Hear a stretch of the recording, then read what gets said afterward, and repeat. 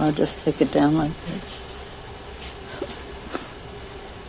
Good afternoon, everyone. This is a very special day for us in the Capitol because we had one of the darkest days in our history on January 6th.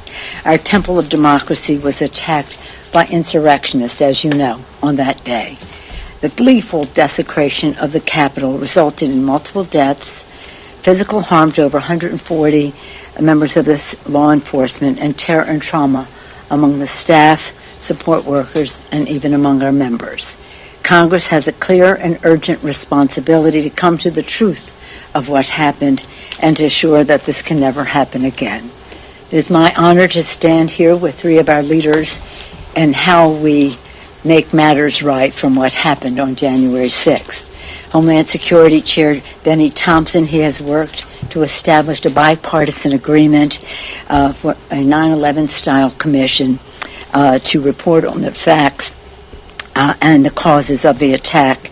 And we're so proud that he reached a bipartisan agreement with his ranking member, and I commend ranking member Capco for his leadership as well. Thank you, Mr. Thompson. Appropriations Chair Rosa DeLauro for her leadership and that of the subcommittee chairs who worked so hard on hearings, etc., for emergency security supplemental that will protect the Capitol and all who serve and work here. Again, that is really important. And then our chair of the House Administration Committee leading reviews and holding hearings to inform our work and harden the Capitol and defend democracy, especially as we go forward. Each has been persistent, patriotic, and principled as they achieve these steps. This is all important because this place, this Capitol of the United States, has been a beacon of democracy to the world. The fact that it was assaulted on a day which the Constitution called for us to ascertain, to certify the President of the United States as voted by the Electoral College and the American people, made that day especially harmful to our democracy and our Constitution. So here we are, January 6th, and now the middle of May, and we have a commission, a bipartisan commission, coming to the floor of the House. You may not know this because many of you were not here then, but our bill for 9/11, you know when that was, 9/11/2001. The 9/11 Commission legislation was signed into law November 27th, 2002, more than 14 months later. Just a little more than 4 months later, we have a bill coming to the floor. This is a remarkable achievement and one that is very necessary. I'm especially pleased that this morning at a press event, perhaps you were participating in it, the bipartisan commission was endorsed by the 9/11 Commission co-chairs, Governor Thomas Kean of New Jersey and Mr. Chairman Lee Hamilton, former member of Congress. They were the co-chairs of the 9/11 Commission. In the interest of bipartisanship, we yielded on many points which we thought would be important and were not necessarily mirroring 9/11, but mirroring many commissions since 9/11, giving the president appointments. The Republicans didn't like that, so we have 5 and 5, what they wanted. We had subpoena power in the majority. They didn't like that, so we have bipartisanship in terms of the subpoena. You had to have bipartisanship. We had findings in the legislation that were very important. We took a big chunk out. They still wanted more out, even the testimony of the director of the FBI earlier before January 6th, and we took that out. We wouldn't budge on the purpose to examine what happened on January 6th. A distinguished chairman will speak to that. and it is my honor to yield to the person responsible for this bipartisan agreement, the chairman of the Homeland Security Committee, Benny Thompson. Benny? Mr. Chairman? Thank you very much, Madam Speaker. Ever since the events of January 6th, John Katko and myself have been engaged in dialogue about how can we address this situation and develop legislation that would prevent it from ever happening again. Some 4.5 months later, here we are with the legislation. I can tell you from the beginning, leadership on the Republican and Democratic side was kept informed as to what John and I was involved in. But more importantly, leadership weighed in and made suggestions as to how it could be improved, what we needed to take out. And in the spirit of bipartisanship, we worked through it. And so we have a document now that we can live with. We'll vote on it this afternoon. I look forward to its passage.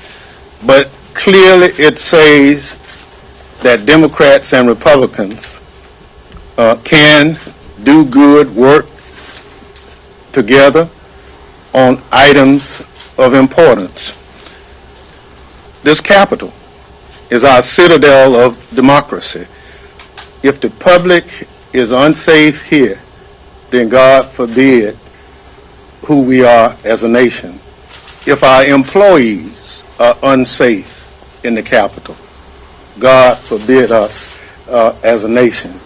And so it's important not only that we present this commission to work, but we let them work. And part of how we let them work is we've said no member of Congress can serve on it.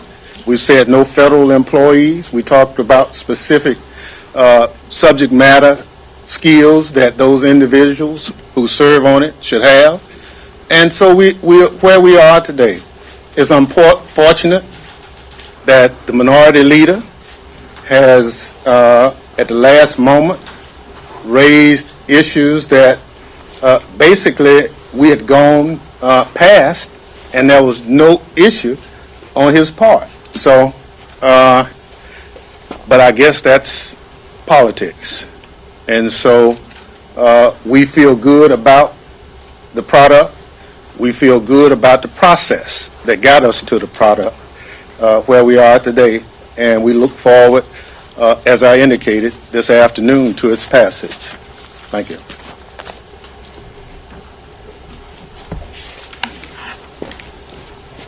Thank you very much, and congratulations to you, Benny.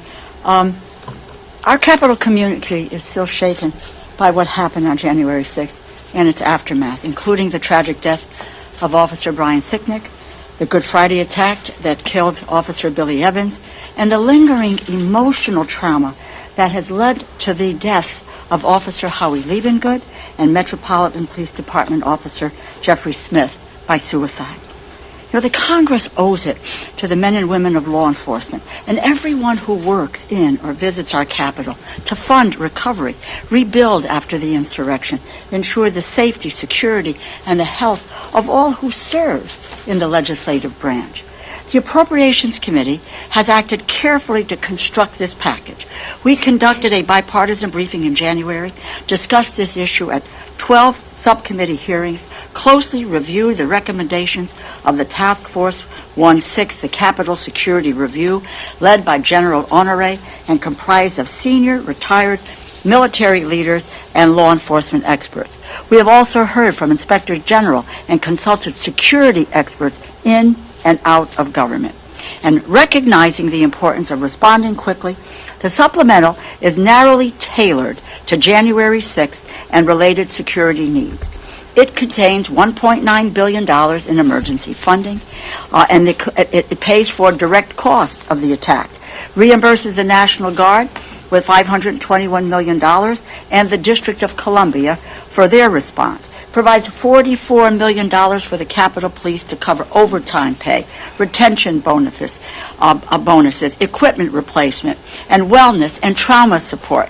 And it adds $40 million in funding for the Department of Justice to prosecute the insurrectionists who attacked law enforcement and ransacked the People's House on January 6th. Looking to the future, what the legislation does, it strengthens the security of the Capitol complex. It provides resources as recommended in the Capitol Security Review. Harden the windows and doors, construct security screening vestibules, install new cameras at a total cost of $530 million. Provide $18 million for specialized training, riot control equipment, and body cameras for the Capitol Police. And appropriate $200 million for a dedicated quick reaction force of National Guard personnel to augment the Capitol Police in future emergencies. The legislation also bolsters security for members of Congress with dedicated funding for enhanced security and threat assessments, coordinated member travel security, and upgrades to security in district offices. It is our responsibility to move with dispatch, provide the resources necessary to protect the Capitol and those who work and visit here. I have talked to Capitol Police, as we all have. They protect us every day. They cannot wait, and we cannot wait. We need to get this done. And I'm pleased to tell you that the Capitol Police, and just to quote, the department is grateful for the support and the focus on providing enhanced capabilities and resources for our workforce. This support will directly help the department move forward to meet our evolving mission. We have to act, and we have to act now. Thank you.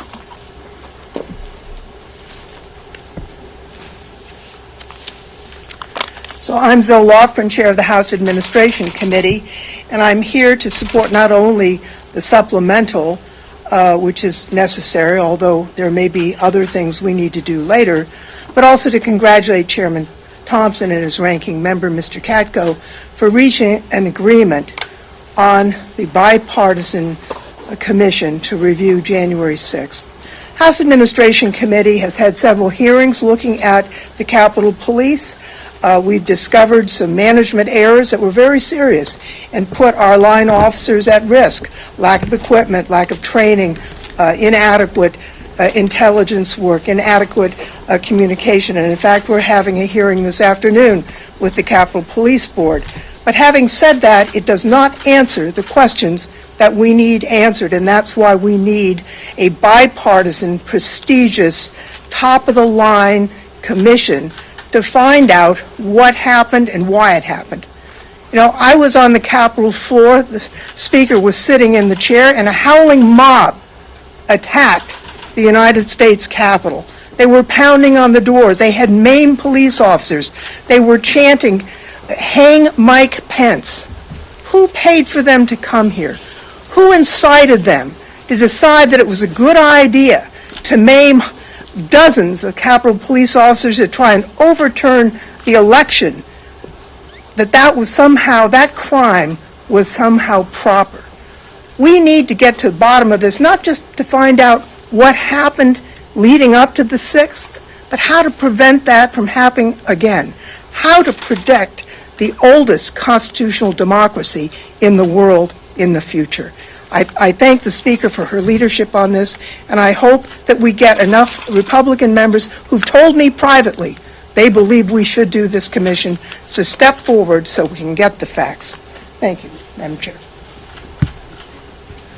As the distinguished chair of the House Administration Committee mentioned, she has a hearing coming up, so we have votes on the floor, so we will take a few questions, though. Yes, sir. Madam Speaker, I'm sure you've heard both Leader McCarthy and Leader McConnell discount the viability of this commission, calling it a partisan effort, and casting doubt if it can actually pass the Senate. Curious what you say to that. Perhaps you heard the distinguished majority leader of the Senate at an earlier press availability we had today say that this bill will come to the floor and they will have the debate to see who wants to seek the truth or not. Yes, Gary? And there was complaints about this, I guess, is the idea that it could be duplicative. There's a half a dozen congressional committees looking into various elements of this, all of the criminal cases that are open. What can only a commission do? Well, first of all, it is when we had the 9/11 Commission, I had the privilege of serving as a co-chair of the congressional bipartisan, in that case bicameral commission, and we worked leading up to the actual signing of this law.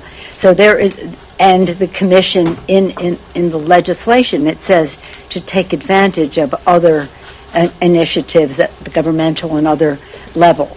So this is not, I appreciate the sincerity of your question because it gives me a chance to say that this is all the more reason for us to have a bipartisan commission which commands the respect of the American people by dint of the caliber of people who will serve on it. I certainly could call for hearings in the House with a majority of the members being Democrats with full subpoena power for the agenda being determined by the Democrats, but that's not the path we have chosen to go. So we will take advantage of what you described, other research, certainly not to stand in the way of law enforcement. That is never anybody's intention, but also to reap the benefits of research that is being done, and some of the findings, in fact, that the FBI and the others may make available to us. Can I follow up on that? Is it safe to say you're reserving the right to take that other path if necessary? I don't want to. What is important, and the reason I was willing to, we as a group were willing to yield on certain points which we thought were, shall we say, contradictory to past Republican behavior when it came to appointing commissions, was that we wanted the American people to have the fullest confidence in the product that there is. We will find the truth. So it's not a question of doing this in addition, something in addition to this. It's a question of if they don't want to do this, we will. Right, Mr. Chairman? We will find the truth. Would you like to speak to that? Well, thank you, Madam Speaker. I think it's clear that with the hearings that have gone on, there is a base level of information that's available that should be helpful to the Commission to do its job. But at the end of the day, we would like the Commission to come back with recommendations based on what their reviews have discovered. And we trust the qualification of the people who serve to do just that. So commissions, as the Speaker's already said, is not something new.